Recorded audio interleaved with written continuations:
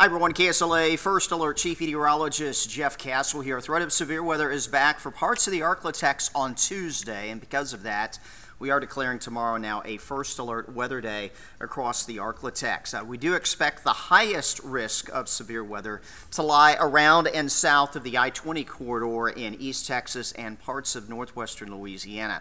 Areas farther to the north and northwest, the threat is lower. Not necessarily zero, but looking a little bit less likely across the northern Arklatex for seeing severe weather than areas to the south. Timing of all this, storms will likely enter the Arklatex sometime during the morning hours, maybe that northwestern tip of the area in McCurtain County, Oklahoma, Red River County in Texas, maybe as early as 8 in the morning, and then exiting the southeast corner of the area as late as 8 or so in the evening. As we get closer and get a better idea as to where storms are in time as they're approaching the Arklatex, we'll be able to narrow this down. I don't think we'll have 12 hours of severe weather across the area, but again, the start and end times a little bit in flux right now until the storms that will move through here actually develop, which will not happen until a little bit later this evening and on into tonight. The main threats are going to be wind gusts 60 miles per hour or higher, and the possibility that we do pick up a few tornadoes. Most likely they'd be those quick spin-up varieties that don't last very long, but we'll keep a close watch on the potential for that. Hail, maybe some smaller hail, but may not be our biggest severe weather concern, and probably no big flooding problems, although there will be some heavier downpours in some parts of the Arklatex. May pick up a quick inch and a half of rainfall before it's all said and done, but not quite heavy enough that we'd have any serious sort of flooding concerns across the area. All right, let's take you through the latest hour-by-hour forecast of Future Track, and keep in mind we'll continue to get updates on this every few hours.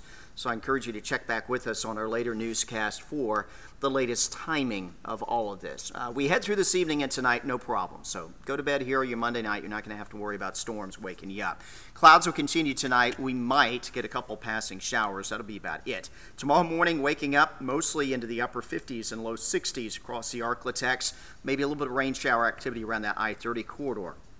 You see the storms are going to be tracking, and at daybreak tomorrow, they'll still be located to the west and northwest of the Arklatex, possibly producing some severe weather as they get ready to enter the Arklatex. But again, that threat in the northern Arklatex looks a little bit lower than areas to the south. Here we are around mid-morning on Tuesday, storms moving through northeast Texas, maybe McCurtain County, Oklahoma, heading into parts of southwest Arkansas. Strong storm possible, maybe an isolated severe storm, but the atmosphere not quite unstable enough that we're going to have a significant severe weather threat here in the northern part of the area, with temperatures ahead of this line here at mid-morning still only in the 60s in most spots. We work our way into early afternoon. Storms will continue to head eastward. Notice we do start warming a little bit ahead of the line, some 70s there in East Texas, getting into the middle and upper 60s across northwest Louisiana. So as the storms progress eastward and we head into the afternoon hours, the threat for seeing some severe weather is going to increase a little bit ahead of this line. 1 o'clock in the afternoon, most of the activity, East Texas and southwest Arkansas. We hit 4 p.m. Storms will likely be ongoing in Shreveport and Bossier City at that point. Have yet to reach you in Natchitoches or Hemphill, so Toledo Bend country to the north and east.